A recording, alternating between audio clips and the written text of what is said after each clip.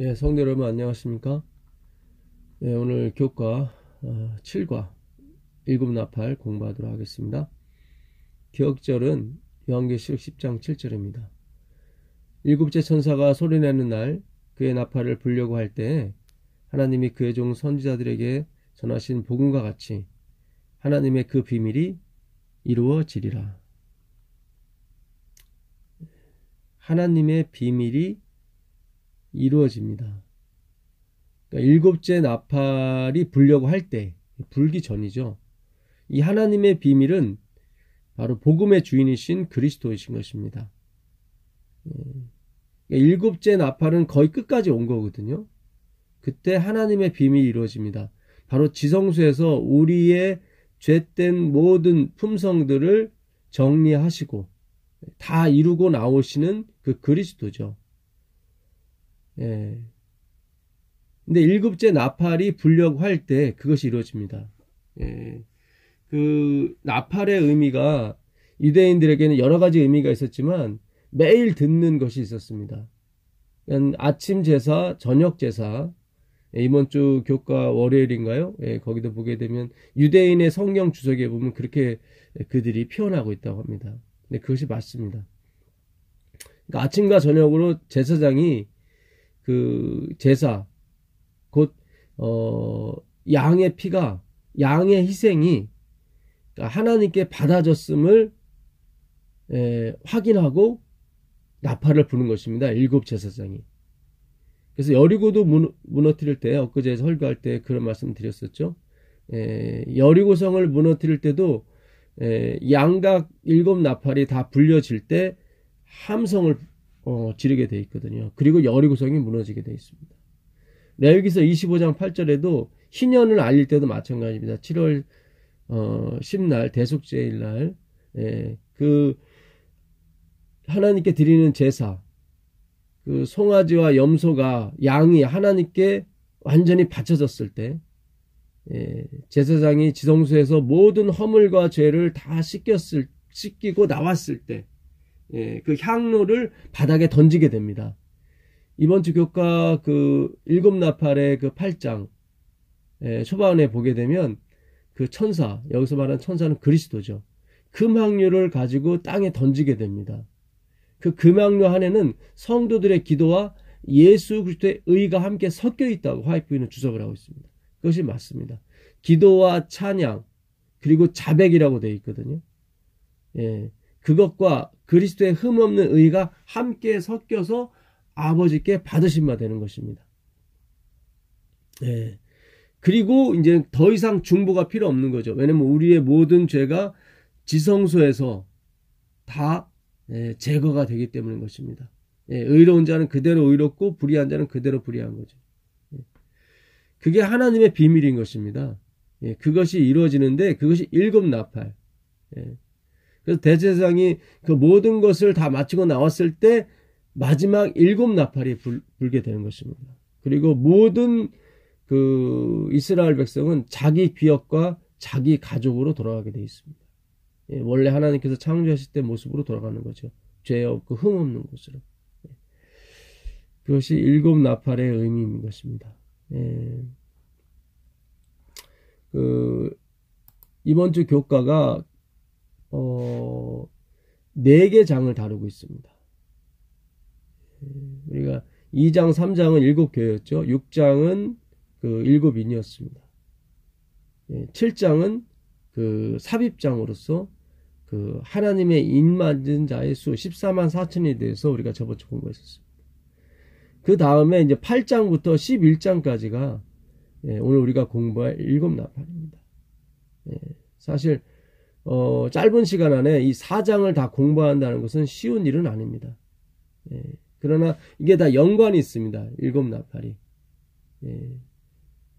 그 나팔은 전쟁과 어떤 절기, 그 다음에 대제사장의 취임식, 뭐 이런 것에 이 알림에 쓰이는 도구이지만 가장 많이 썼던 것은 역시 제사가 다 바쳐졌을 때, 하나님의 희생이 다 끝났을 때, 그때 부는 것입니다. 그래서 일곱 나팔이 불기 시작했다고 하는 것은 하나님의 희생이 다 끝났다는 걸 알리는 것입니다. 그래서 하나님의 이 백성들이 이 마지막 시대에 해야 될 일은 이 하나님의 희생으로 모든 것이 끝났다는 걸 알리는 것입니다. 우리의 희생이 아니라 하나님의 희생이죠. 우리의 행위가 아니라 하나님의 행위인 것입니다. 그것을 우리가 알리기 시작했을 때 이제 재앙들이 시작이 되는 것입니다. 이 나팔은 경고의 의미가 있거든요. 일곱 나팔과 이 마지막 재앙, 일곱 재앙. 그 12장부터 14장까지 다시 한번 이 태초의 죄와 그 다음에 심판, 요한계시록 14장 세 천사의 기별로 한 단락을 이루게 되고요. 다시 15장, 16장에 일곱 재앙이 이르게 됩니다. 17장, 18장에서 바벨론이 멸망하게 되고 19장, 20장에서 용과 짐승, 거짓 선지자, 그러니까 사탄이 다 멸망하게 되는 거죠. 이렇게 계속 계시록은 어떤 순서에 의해서 역사의 흐름과 또 역사에 반복되는 것을 계속 다른 시각에서 계속 반복하고 있는 것입니다. 그러면서 더 구체적인 거죠. 심판이 더 구체적인 거예요. 그러니까 일곱 교회, 일곱이는 각 시대의 교회뿐만 아니라 그 당시 교회를 상징하는 이중성을 가지고 있습니다.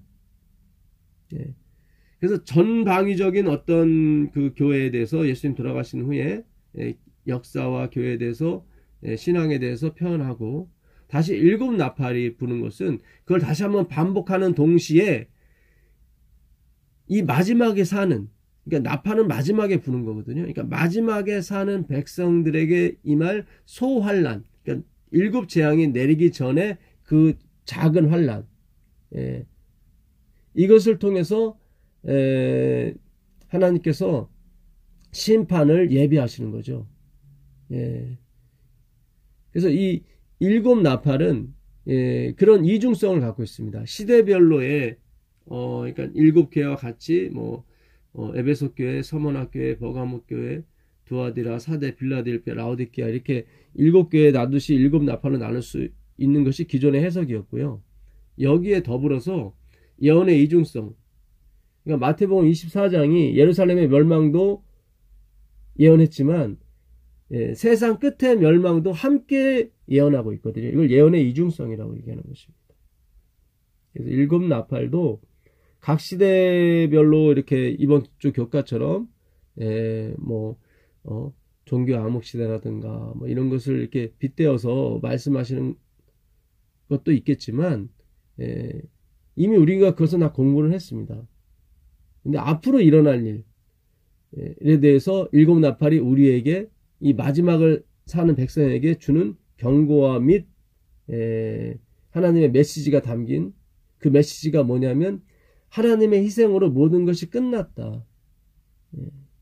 우리의 열심과 노력이 아니라 우리 건 실패한 거죠. 그것을 알리는 것입니다. 왜냐하면 이 요한계시록 8장 2절부터 제가 보게 되면요. 내가 봄에 하나님 앞에 일곱 천사가 서 있어 일곱 나팔을 받았더라. 또 다른 천사가 와서 제단 곁에 서서 금향료를 가지고 많은 향을 받았으니 이는 모든 성도의 기도와 합하여 보좌 앞 금제단에 드리고자 함이라. 이렇게 중보의 기도를 하는 이 천사는 바로 그리스도인 것입니다. 그러니까 이번 주 교과 그 요한계시록 10장 11장도 끼인 장이거든요. 여섯째 나팔과 일곱째 나팔 사이에 그 10장과 11장 14절까지 끼어 있습니다. 하나님의 성경에 대해서 두 증인에 대해서 말하고 있고 다시 예언하는 부분에 대해서 얘기했죠. 그때 10장 1절에 그 힘센 천사가 나오는데 그 천사는 화이프인은 그리스도라고 분명히 예언을 하고 있어요. 그래서 여기서 나오는 이 금양로를 갖고 있는 천사는 그리스도인 것입니다. 근데 그 천사가 향연이 성도의 기도와 함께 천사의 손으로부터 하나님 앞으로 올라가는지라 천사가 향로를 가지고 제단에 불을 담아다가 땅에 쏟음에 우레와 음성과 번개와 지진이 나더라. 이거는 하나님이 강림하시는 때 나타나는 현상들이죠. 여기서 이 향로를 바닥에 던집니다. 땅에 던집니다. 이거는 제사가 다 마쳐졌을 때, 특별히 그 대속제일날 그 대제사장이 그 모든 제사, 모든 허물이 그 1년 내내 우리의 죄로 인해서 더럽혀진 그 성소를 완전히 깨끗하게 하고 나온 후에 벌어지는 일이거든요. 그래서 이 엘렌 화이트도 이 부분에 대해서 그 말씀을 주신 게 있습니다. 가르프문 기별 1권 344페이지인데요. 이게 아니네요. 아니다. 초기문집입니다. 초기문집 279페이지입니다. 나는 천사들이 하늘에서 왔다 갔다 하는 것을 보았다. 한 천사가 잉크를 가지고 지구에서 돌아와 예수님께 그의 일이 끝났으며 성도들이 계수되어 인치는 작업이 마쳤다고 보고하였다. 이 에스겔서 9장에 보게 되면 그 서기관의 먹통을 가지고 그 그룹 천사들이 그 하나님의 명령에 따라 그 예루살렘의 죄를 인해서 슬퍼하는 자들의 이마에 인치라고 나오거든요. 그때도 서기관의 먹통인 것입니다. 이게 여기서는 잉크로 표현이 됐는데 같은 표현입니다. 서기관은 하나님의 말씀을 기록하는 사람들이거든요. 그러니까 말씀으로 우리가 인이 박히는 게 맞습니다. 에스겔서 9장 3절에 보게 되면 그룹에 머물러 있던 이스라엘 하나님의 영광이 올라 성전 문지방에 이르리니 여호와께서 그 가는 베옷을 입고 서기관의 먹그릇을 찬 사람을 불러. 여기 나오죠. 이게 잉크통인 것입니다. 현대로 표현하게 되면요. 이 먹으로 이 두루마리에 하나님의 말씀을 썼거든요. 근데 그걸 이마에 쓰는 것입니다. 이르시되 너는 예루살렘 성읍 중에 순행하여 그 가운데서 행하는 모든 가증한 일로 인하여 탄식하며 우는 자의 이마에 펴라. 타브. 펴하는 것입니다. 십자가와 못. 히브리어 22번째 글자와 그 타브라는 글자가 이제는 표현돼서 타브, 펴라고 되어 있거든요. 십자가와 그 못이라는 뜻입니다. 그러니까 말씀으로 그 이마에 그 인치는 작업이 끝나는 것입니다. 어떻게 보면 우리가 지금 하나님의 말씀, 성경을 공부하는 이 작업이, 여러분들이 이 방송을 듣고 하나님의 말씀을 공부하는 작업이 곧 천사들이 서기관의 먹통을 가지고 우리 이마에 지금 펴하는 작업이라고 볼 수도 있는 것입니다. 이렇게 성도들이 계수되어 인치는 작업이 마쳤다고 보고되었을 때, 그러자 나는 십계명이 들어있는 법궤 앞에서 봉사하고 있던 예수께서 향로를 내던지시는 것을 보았다. 여기 나오죠. 이제 다 끝났다고 하는 거예요. 그 성도들의 기도, 성도들의 기도와 찬송, 자백, 반드시 자백에 들어가 있고, 이게 성도들의 열심이에요. 우리의 죄의 고백이 들어가야 되는 거예요. 찬송, 내가 아닌 하나님의 은혜로 인해서 구원을 받았다는 찬송이 함께 들어가야 되는 것입니다. 기도, 이 변함없는 하나님에 대한 믿음에 대한 기대, 그것이 기도인 것입니다.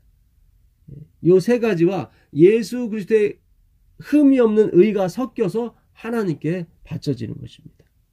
이렇게 우리의 기도와 찬송과 그 자백을 우리의 열심이라고 화이트는 표현했던 것입니다. 그 우리의 열심과 그 예수님의 의가 합쳐져서 하나님께 바쳐지는 것이지, 우리가 뭐 봉사하고 우리가 어떤 행위를 해가지고 그 행위와 하나님의 의가 합쳐져서 하나님께 바쳐지는 것이 아닙니다. 제가 봉사하지 말라냐 그런 뜻이 아니죠. 그것이 우리의 의가 돼서는 안 된다는 말씀입니다. 그는 그의 손을 치켜들고 다 이뤘다 하고 큰 소리로 부르짖었다. 이게 바로 초기문집에 있던 계시 중에 헬픈이 봤던 장면이거든요.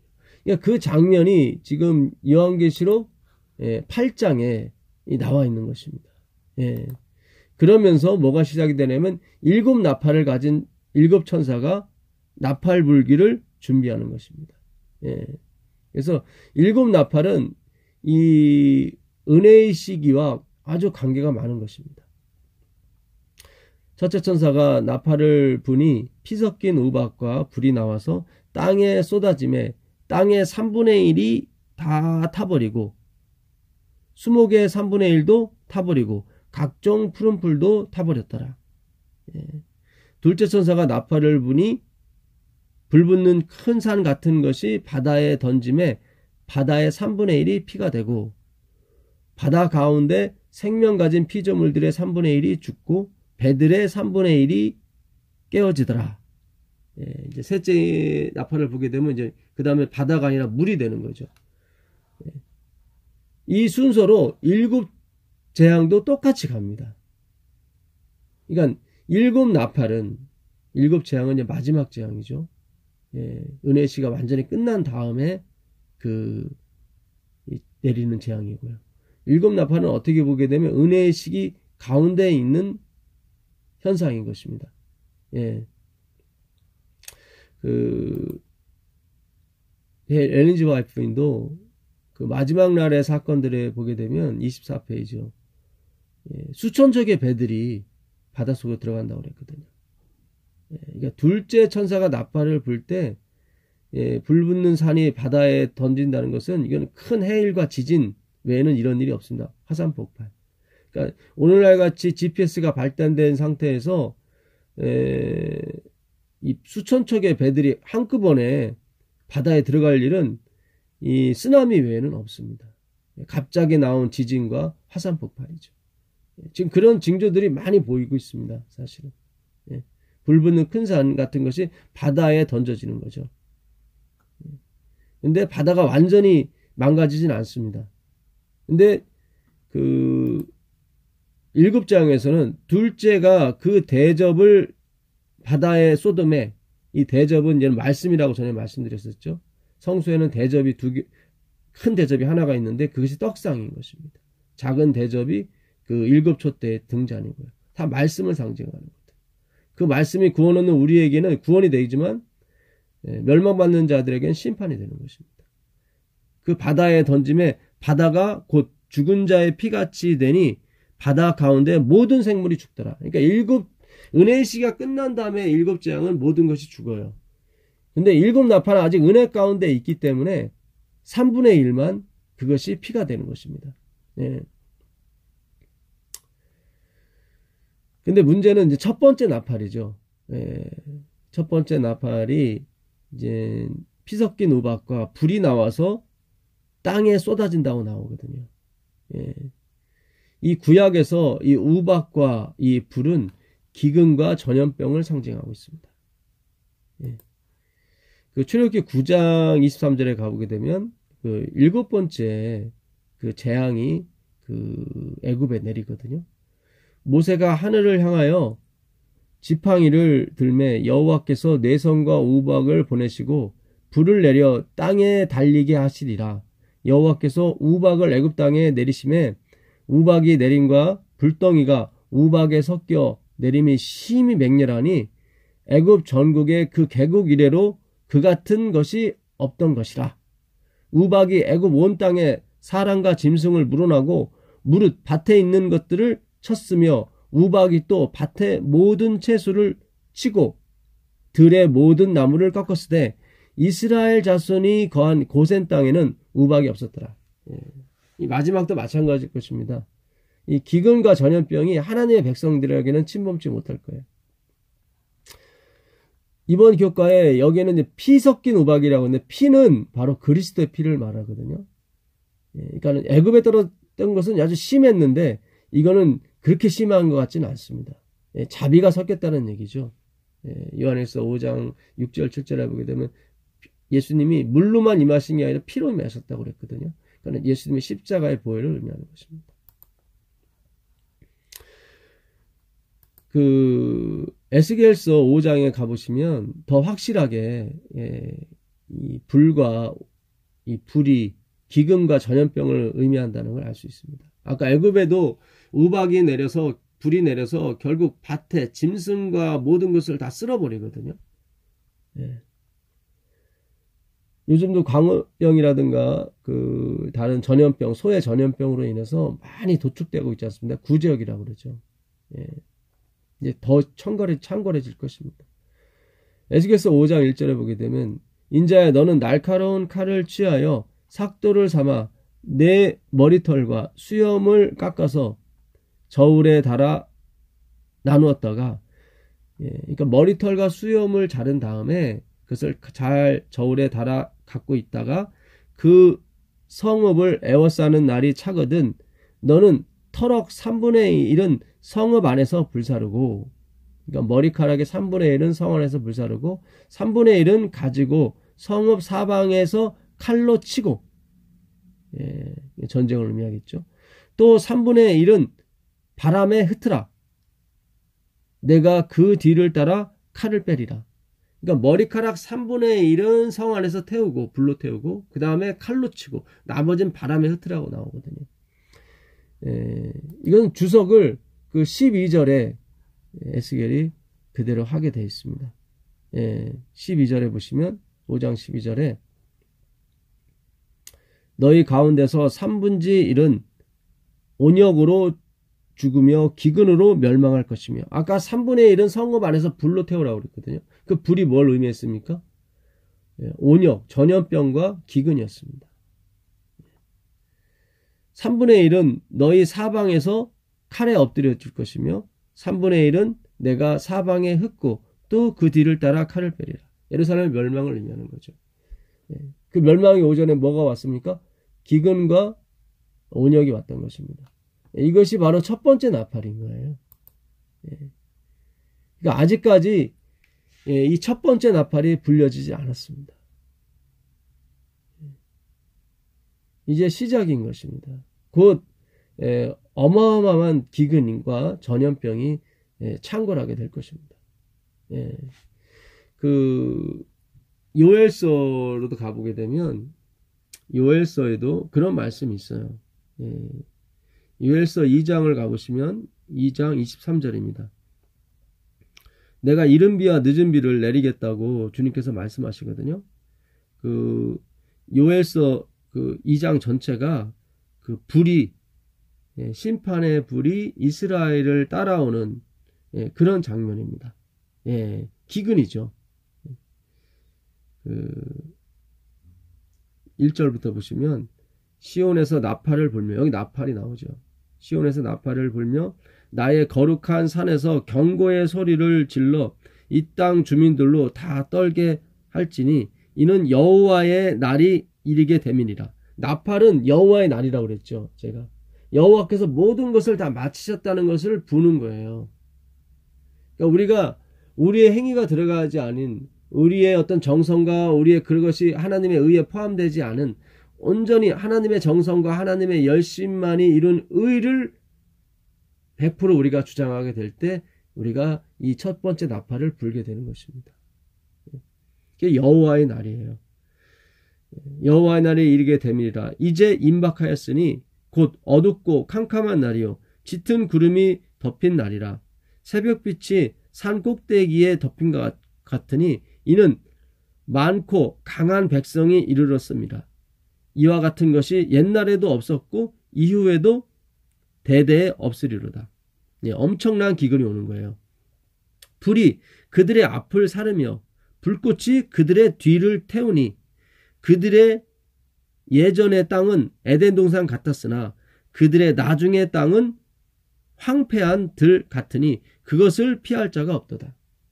지금은 뭐 식량이 진짜 남아들죠. 우리도 1년에 음식 쓰레기로만 8조 이상을 버린다고 하잖아요. 풍년이에요. 미국의 풍년, 뭐 중국의 풍년. 근데 앞으로 미국 외에 모든 나라가 다 기근에 휩싸이게 될 것입니다. 그래서 결국 미국이 지금보다 더 강하게 요한계시록 13장에 나오는 것처럼 용처럼 말하게 될 것입니다. 용처럼.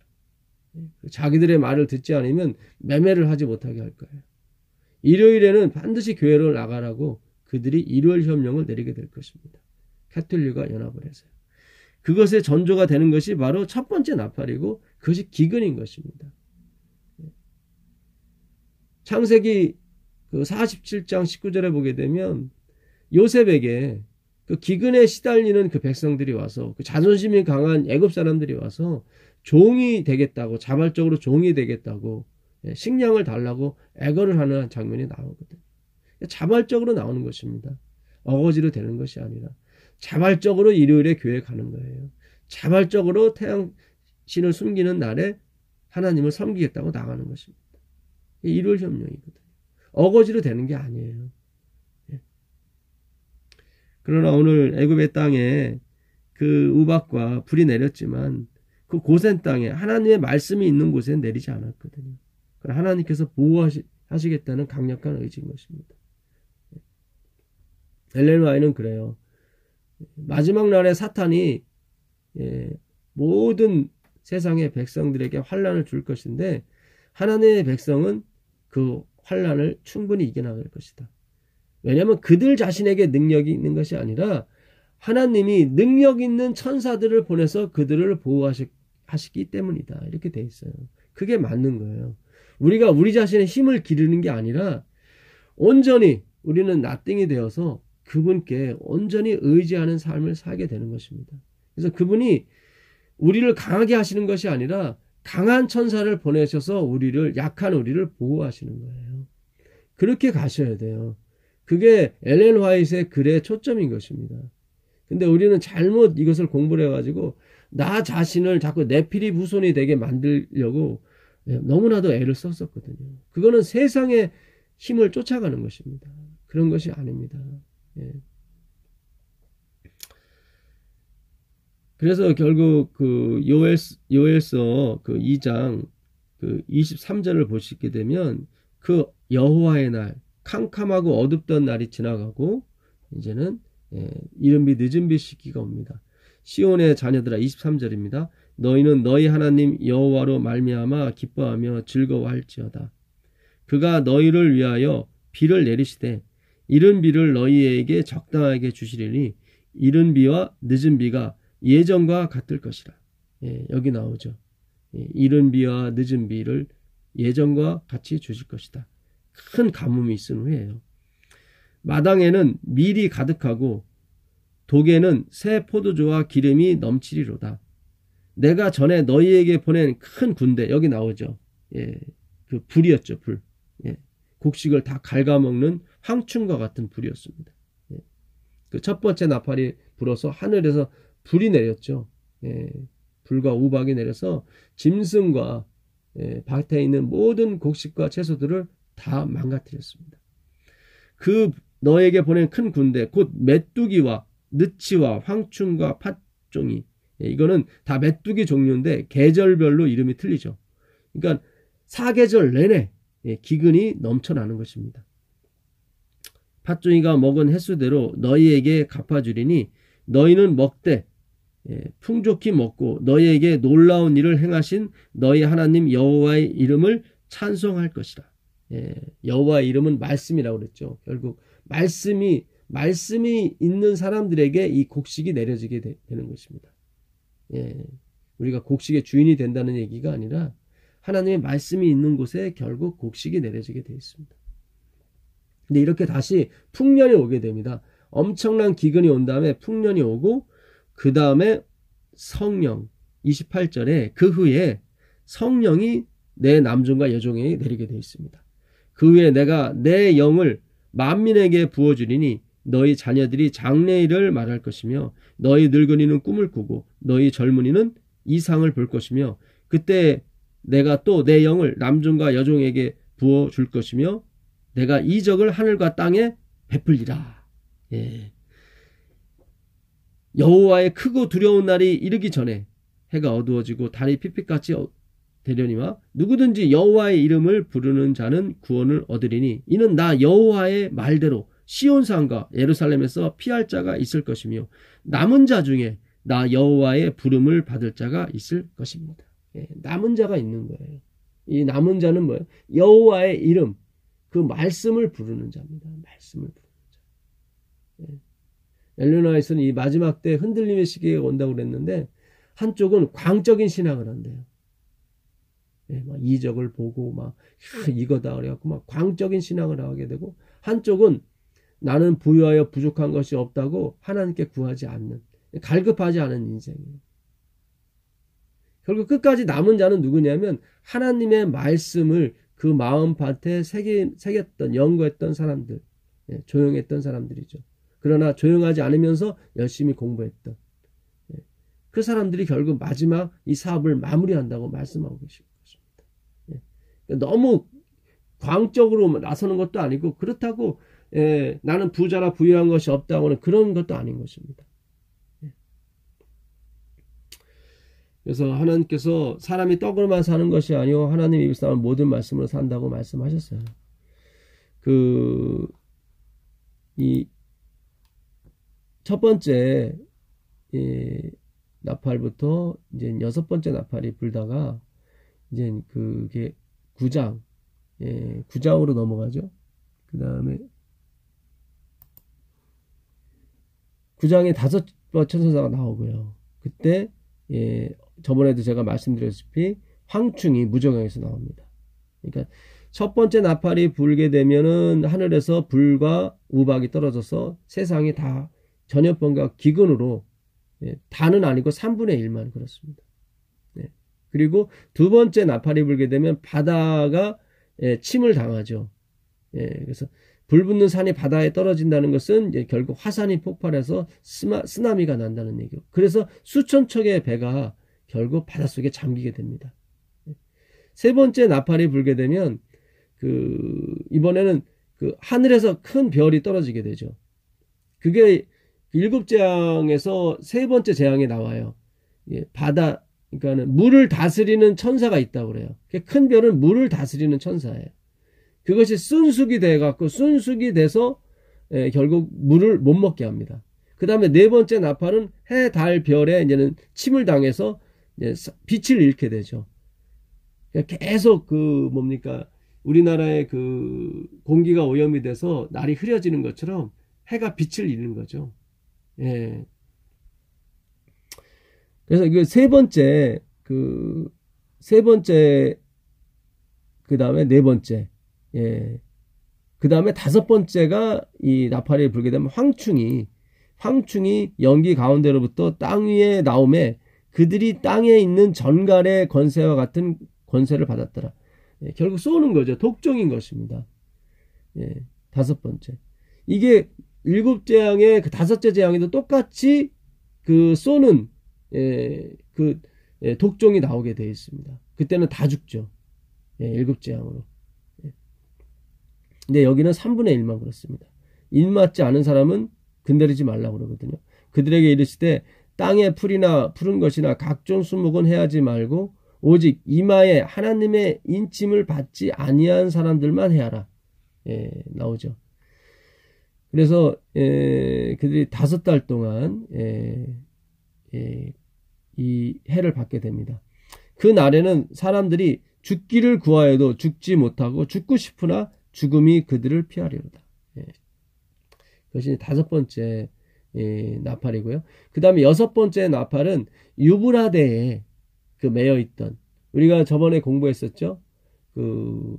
하나님의 네 천사가 네 기퉁의 바람을 입맞은 자의 수가 차기까지 붙들라고 그랬거든요. 땅이나 바다나 풀을 해하지 말라고 그랬습니다. 근데 6번째 나팔이 불게 되면은 묶여있던 네 천사가 노임을 받습니다. 그러니까 땅을 해하라는 거죠. 13절에 보게 되면 6째 천사가 나팔을 불매 내가 들으니 하나님 앞 급 제단 네 뿔에서 한 음성이 나서 말씀이 나는 거죠. 여호와의 말씀, 그리스도의 말씀입니다. 제단에서 나오는 소리는 그리스도의 희생의 말씀이에요. 다 끝났다는 거죠. 그게 6번째 불리게 되는 것입니다. 우리는 계속 외쳐야 되는 거예요. 그리스도의 피로 끝났다는 것을. 나팔 가진 6째 천사에게 말하기를 큰 강 유브라데에 결박한 네 천사를 놓아주라. 여기 나오죠. 유브라데에. 이것이 아마겟돈 전쟁의 전초인 것입니다. 요한계시록 16장 13절 이하에 보게 되면 6번째 재앙이 나오는데 용의 입, 개구리 같은 새 영이 나오거든요. 용의 입과 짐승의 입과 거짓 선지자의 입, 마치 새 천사의 기별을 가진 그런 입들이 영적인 존재들이죠. 다. 유브라데에 있는 임금들을 다 모아서 이 아마겟돈 무기또 골짜기에 요시야 왕이 요절했던, 행위로 갔다가 요절했던, 그러나 마지막 백성은 뭐예요? 그리스도의 의의 옷을 입고 나가서 승리하게 되어 있습니다. 그래서 이게 여섯 번째 나팔과 여섯 번째 재앙이 같이 맞물려 가게 됐습니다. 유브라데. 이 유브라데라는 뜻은 열매란 뜻이거든요. 열매 싸움이에요. 그들도 열매가 있어요. 선함이 있고 행위가 있어요. 하나님 백성도 마찬가지고 선함이 있고 행위가 있습니다. 근데 그 선함이 그리스도로부터 나온 것이냐 아니면 인본주의로부터 나온 것이냐, 그것이 문제예요. 자기 것이 섞였느냐 안 섞였느냐, 그 열매 싸움이, 그게 유브라데의 싸움인 것입니다. 그래서 결국은 어마어마한 전쟁이 이때 벌어지게 되는 거죠.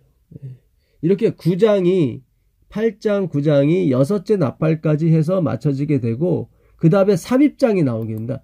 일곱째 나팔이 불기 전까지 10장과 11장 전반부에 이 말씀에 대해서 나오게 돼요.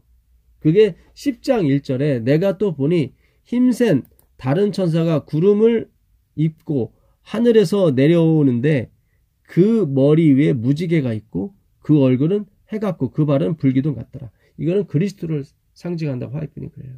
그렇죠. 그 보좌에 무지개가 있는 것은 하나님 보좌밖에 없는 것입니다. 예. 그 요한계시록 1장 15절 이하에도 보게 되면 예수님의 모습이 머리가 희고 눈이 불꽃 같고 발은 주석 같고 그리고 그 얼굴은 해 같다고 그랬거든요. 여기 해 같다고 하는 거 보니까 이 천사는 그리스도를 말씀하는 것입니다.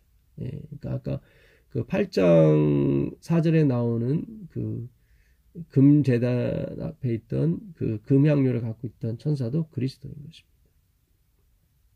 근데 여기 보게 되면 이 그리스도께서 구름을 입고 왔어요. 구름을 입고. 그러니까 그 빛이 완전히 세상에 임하지 못했던 것입니다. 그래서 마지막에 다시 예언해야 된다고 나오고 하나님의 비밀이 이루어져야 된다고 나오는 것입니다. 일곱째 나팔이 불려고 할 때 이 빛이 언제 완전히 비춰지냐면 요한계시록 18장에서 완전히 비춰져요. 그리고 바벨론이 무너지게 됩니다. 예. 이일 후에 다른 천사가 하늘에서 내려오는 것을 보니 큰 권세를 가졌는데 이게 뭐 네 번째 천사라고 말씀하시는 분도 있죠. 예. 저는 다섯 번째 천사 같습니다. 예. 왜냐하면 네 번째 천사는 요한계시록 14장 14절 이후에 그 낫을 휘두르는 천사가 나오거든요. 새 천사 이후에. 그러니까 이건 다섯 번째 천사가 맞아요, 사실은.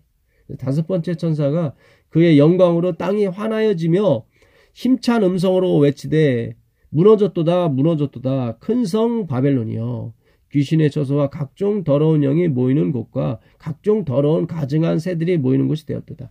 예, 어떻게 무너지냐면 이 힘센 또 다른 천사가 내려오는데 그 빛으로 땅이 환해질 때 그리스도의 빛이죠.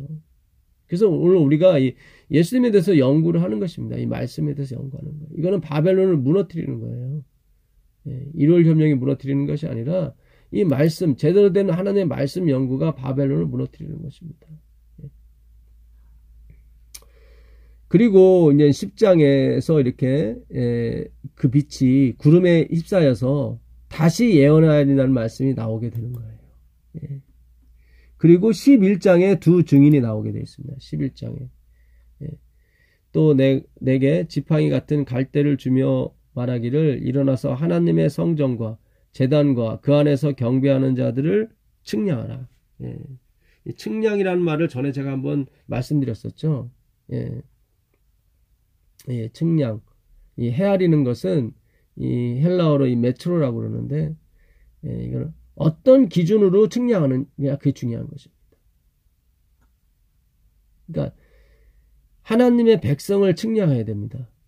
그것이 은혜로 된 것인지 아니면 행위로 된 것인지 그 측량 기준이 그리스도인지 아니면 행위인지 율법을 지키는 행위인지 그리스도의 은혜인지 그 측량 기준대가 무엇인지 그건 하나님의 은혜인 거예요.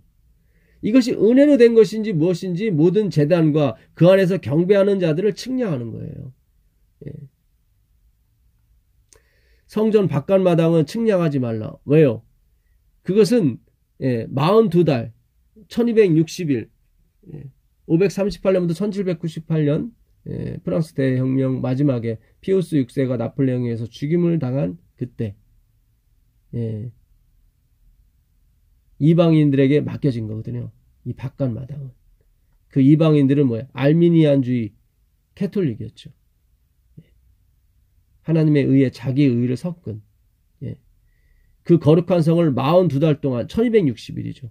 짓밟으리라. 거기는 측량하지 말라. 은혜는 은혜가 아니기 때문에. 그러나 제단에 있는 하나님의 피에서 나온 제단으로 거룩해진 그 백성들 은혜죠. 은혜의 기준, 매치로 은혜의 기준으로 그 헤아림으로 헤아림을 받는다고 그랬거든요. 근데 마을 집합인 그 마당은 측량하지 말라고 합니다. 왜냐하면 거기는 태양신을 숭배하고 자기의 정성을 바쳐서 구원을 얻으려고 하는 그런 교가 42달 동안 짓밟고 있었기 때문에 거기는 은혜로 측량이 안 된다고 말씀하시는 것입니다. 내가 나의 두 증인에게 권세를 주리니 이 두 증인은 엘렌 G. 화이트는 이번 주 목요일 날 그 각시 대쟁투에 보게 되면 신약과 구약이라고 나와 있습니다. 두 증인. 제가 하나님의 계명과 예수의 증거, 하나님의 말씀과 예수의 증거, 구약과 신약이라고 말씀드렸었죠. 두 증인이죠. 두 증인에게 권세를 주리니 그들이 굵은 베옷을 입고 1260일을 예언하리라. 왜 굵은 베옷, 슬픈 옷을 입습니까? 하나님의 말씀이 짓밟혔기 때문에 그런 거예요. 그들이 때와 법을 변경했죠. 시간을 변경했고 저녁부터 시작이 됐는데 12시로 시작을 만들었고 하나님의 둘째 계명과 넷째 계명 우상을 만들지 말고 그것에 절하지 말라는 걸 폐했고 안식일을 거룩히 지키라는 그 말을 주일을 거룩히 지키라는 말로 바꿨습니다. 다니엘서 7장 25절이죠. 그들이 한때 성도를 이겼다고 나오거든요. 그러나 그리스도께서 다시 이기십니다. 그 나라를 하나님께 받으셔서 영원히 그분이 거기에 제사장과 왕이 되시죠. 그들은 이 땅에 주 앞에서 서 있는 감람나무와 두 촛대니 이건 스가랴 4장에 나오는 두 감람나무와 두 촛대를 말하는 것입니다. 그래서 이 등불을 가지고 있는 이 슬기로운 처녀, 그건 말씀이죠. 근데 그 말씀이 어디 기름에서 나오거든요. 이 감람나무. 성령을 말하는 거죠. 성령의 은혜. 그래서 내가 푸는 것이 아니라 말씀이 말씀을 풀어야 되는 것입니다. 만일 누구든지 그들을 해하고자 하면 그들의 입에서 불이 나와서 그들의 원수를 삼켜버릴 것이요.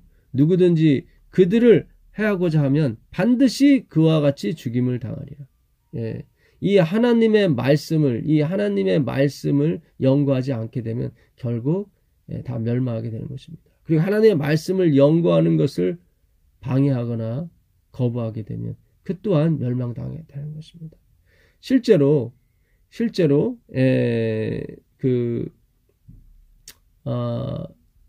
프랑스 대혁명 당시에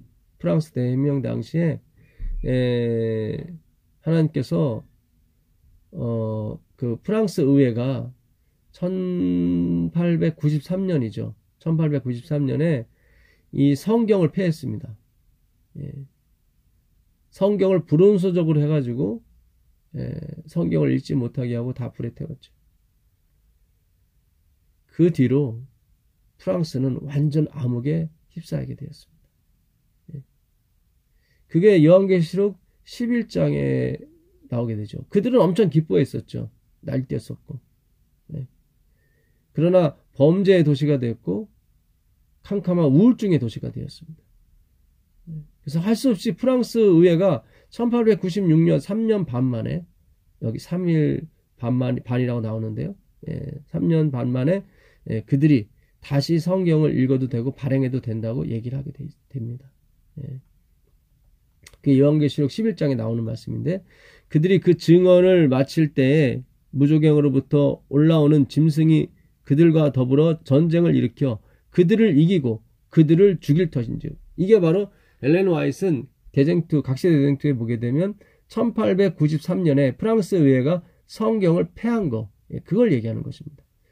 그들의 시체가 그 큰 성길에 있으리니 그 성은 영적으로 하면 소돔이라고도 하고 애굽이라고도 하니 그들의 주께서 십자가에 못 박히신 곳이라. 예. 십자가에 못 박힌 곳이 예루살렘인데, 예, 여기를 애굽이라고 그러고, 예, 여기 소돔이라고 합니다. 그 당시 프랑스, 그러니까 성경을 말살시키는 그 정책을 피는 곳이 바로 예루살렘이고 예수님께서 십자가에 못 박힌 곳이라 그 말이에요. 소돔이라는 곳이에요. 예. 술집과 그런 데가 소돔이 아니라 하나님의 말씀을 폐하는 곳, 예, 그런 곳이 소돔이라는 거죠. 그게 바로 남색을 하는 것이고요. 하나님이 아닌 다른 남자와 간음하는 것입니다. 하나님의 말씀을 연구하지 않는 것은. 백성들과 족속과 방언과 나라 중에서 사람들이 그 시체를 사흘 반 동안을 보며 무덤에 장사하지 못하게 하리로다. 여기 사흘 반이 나오죠. 이게 바로 1893년부터 1896년 프랑스 의회가 성경을, 역사에 나옵니다. 성경을 폐한 날입니다. 그래서 화이트부인은 프랑스가 그 성경을 폐하지 않았다면 미국과 같이 아주 큰 하나님의 큰 도구가 됐을 것이라고. 복음을 전파하는. 그리하지 못한 거죠, 결국. 10절입니다. 이 두 선지자가 땅에 사는 자들을 괴롭게 한 거로. 이 하나님의 율법은 사람을 괴롭게 합니다. 왜요? 죄의 삭은 사망이라고 가르쳐 주거든요.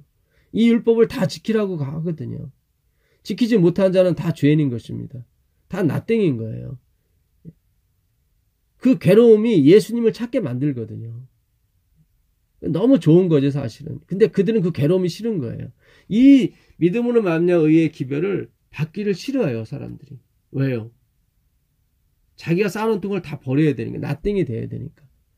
근데 그 나땡이 되는 게 아니라 그렇게 다 비워져야 그보다 100만 배 큰 하나님의 의를 받을 수가 있다는 것입니다. 하나님이 주려고 빼앗는 것이지 하나님이 욕심이 많아서 그것을 낯생 만드는 게 아닌 것입니다. 사르밧 과부가 그 떡 한 덩이를 엘리야에게 바쳐서 그가 먹고 산 것이 아니라 하나님이 그 마지막 남은 그 떡 한 덩이까지 다 가져가시고 완전히 낫띵으로 만들어 놓으신 다음에 일을 하시는 거예요. 그게 바로 믿음으로 말미암아 의입니다. 그동안 행위로 말미암아 의의 사상을 가진 공부를 우리가 했어요. 한 덩이를 바치게 되면 100덩이가 생긴다. 그것이 아닙니다. 나에게 있던 마지막 하나까지. 그 과부가 그러잖아요. 그 왕상 17장 9절에 내가 이거 먹고 죽으려고 한다고. 근데 그 마지막 남은 거 하나까지도 하나님이 다 가져가셔요. 다 빼앗으세요. 그리고 다 낫생으로 만들어 놓고 시작을 하신다 이 말입니다. 이 두 선지자가 땅에 사는 자들을 괴롭게 한 거로 땅에 사는 자들이 그들의 죽음을 즐거워하고 기뻐하며 서로 예복을 보내리라 하더라. 3일 반 후에 하나님께로부터 생기가 그들 속에 들어가매 그들이 발로 일어서니 구경하는 자들이 크게 두려워하더라. 예, 다시 프랑스 의회가 1896년에 다시 성경을 읽어도 된다, 발행해도 된다. 예, 금서에서 해방을 시켰죠. 그걸 얘기하는 것입니다. 12절 하늘로부터 큰 음성이 있어 이리로 올라오라 함을 그들이 듣고 구름을 타고 하늘로 올라가니 그들의 원수들도 구경하더라. 그때 말씀이 올라간 거예요. 그때. 그리고 해석이 잘 안 됐던 거예요. 해석이. 그래서 엘렌지 와이트를 보내서 이 해석을 시켜주신 겁니다. 근데 우리가 그것을 제대로 또 풀지를 못했던 거죠. 그래서 150년 동안 우리는 계속 행위로 계속 치닫던 거예요. 예, 나의 열심으로 하나님의 사업을 이루려고 했던 거죠. 아니에요. 예, 다시 위에 올라간 그 두 증인이 내려오기 시작했던 것입니다. 다시 깨달음을 주신 거죠. 그리고 나서 그때에 그리고 나서 15절에 이 일곱째 천사가 나팔을 불매 하늘에 큰 음성들이 나서 이르되 세상 나라가 우리 주와 그의 그리스도의 나라가 되어 그가 세세토록 왕노를 하시도다 하면서 성전이 열리고 19장에 거기 언약궤가 보이는 것입니다. 이게 일곱 번째 나팔로 마치게 되는 것입니다. 19절에 보시면요. 이에 하늘에 있는 하나님의 성전이 열리니 성전 안에 하나님의 언약궤가 보이며 또 번개와 음성과 우레와 지진과 큰 우박이 있더라. 하나님의 임재죠. 그러니까 하나님의 언약궤가 보이는 것으로 일곱 나팔이 마치게 됩니다. 이 언약궤예요. 하베리트. 바라의 선물이죠. 재창조, 찢어서 먹이가 되시는 거죠. 그게 베리트의 어원인 것입니다. 그분이 십자가에서 다 해결하시고 그분의 품성을, 그분의 그 능력을 그분을 바라보는 하나님의 백성들에게 다 실현시켜 주는 거예요. 그게 오늘 교과의 그 주제절인 것입니다. 예. 그 본문과 같이 하나님의 7번째 천사가 나팔을 불려고 할 때 하나님의 그 비밀이 이루어지는 거예요. 그게 뭐예요? 하나님의 그 신성, 하나님의 품성이 하나님의 언약의 백성들 위에 임하게 되는 거예요. 옮겨지는 거예요. 이식 작업이 끝나는 거예요. 은혜의 시기가 끝나는 것입니다. 그게 하나님의 말씀, 하나님의 언약계, 십계명, 그 돌판에 새겨진 그 말씀이 우리 마음판에 옮겨지게 되는 것입니다. 그래서 하나님의 말씀 하나도 패하지 않고 다 이루어지게 되어 있는 것입니다. 예. 그래서 하나님의 백성은 반드시 나중에 안식일을 지키게 되어 있어요. 하나님 모든 말씀을 다 이루어지게 되어 있어요. 우리가 이루는 게 아니에요. 예. 마지막으로 아모스 8장 11절 한번 읽어드리고 마치겠습니다. 주 여호와의 말씀이니라. 보라, 날이 이를지라.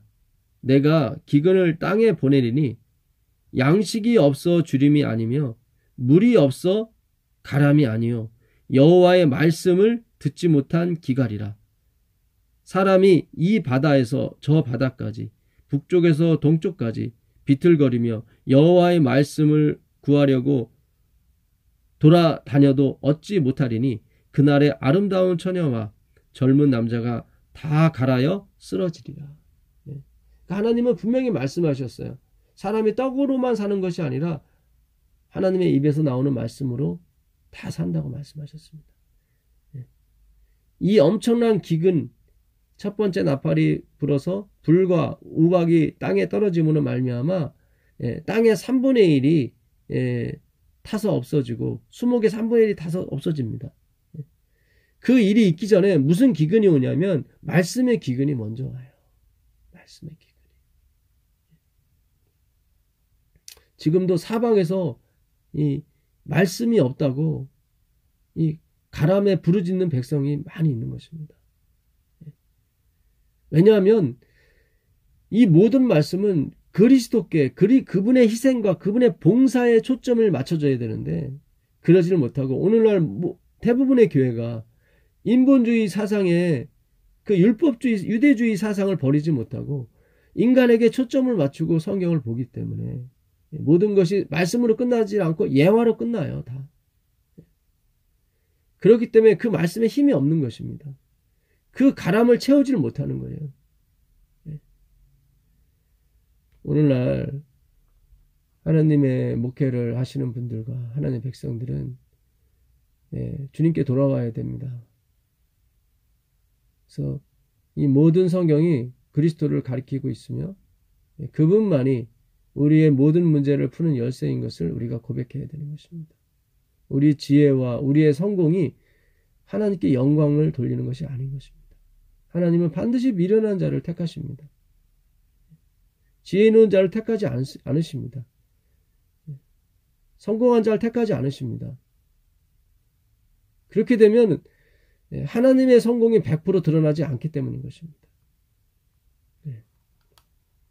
오늘 우리가 이 하나님 말씀 앞에 정말 겸손히 무릎을 꿇고 주께서 우리에게 주시는 지혜를 갈망하는 그런 성도와 그런 백성이 되시기를 간절히 바랍니다. 마지막 날 사건들 24페이지 보게 되면 폭풍우가 다가오고 있다. 그러므로 우리는 하나님께 회개하고 우리 주 그리스도를 믿음으로 말미암아 그 강포를 대항할 준비를 하지 않으면 안 된다. 그리스도를 믿음으로 말미암아 우리가 그 강포를 대항할 준비를 해야 되는 것입니다. 광포, 미친 폭우죠. 주께서는 일어나셔서 무섭게 지구를 흔드실 것이다. 우리는 사방에서 분쟁이 일어나는 것을 볼 것이다. 수천 척의 배가 깊은 바닷속으로 침몰할 것이다. 여기 나오죠. 수천 척의 배가 바닷속으로 침몰할 것이다. 이게 두 번째 나팔이 불렸을 때 큰 불붙은 산의 바다에 던지움에 배들이 침몰할 것이라고 아까 이 요한계시록 8장 5절에 6절에 나와 있던 것입니다. 군함들이 물속에 빠지고 수백만의 사람들이 희생될 것이다. 뜻하지 않은 화재가 발생할 것이며 어떠한 인간의 노력으로도 이 불을 끄지 못할 것이다. 지상의 궁전들은 사나운 불길에서 휩싸이게 될 것이며 철도 사고가 더욱 빈번하게 일어날 것이다. 앞으로 이제 철도 사고가 엄청나게 많이 일어날 것입니다. 혼돈과 충돌과 일각의 예고도 없는 사망이 주요 교통로에서 발생할 것이다. 마지막에 이르렀고 은혜의 기간은 끝나려 하고 있다. 감사하게도 이런 현상이 벌어질 때까지 아직 하나님의 은혜의 기간은 계속 존재한다는 거죠. 그 다섯 번째 나팔이 불려고 할 때, 입맞은 자들에게는 그 재앙이 떨어지지 않게 하라. 그때까지 제가 봐서는 은혜의 시기가 계속 존속하는 것 같습니다. 그때 거의 끝나는 것 같아요.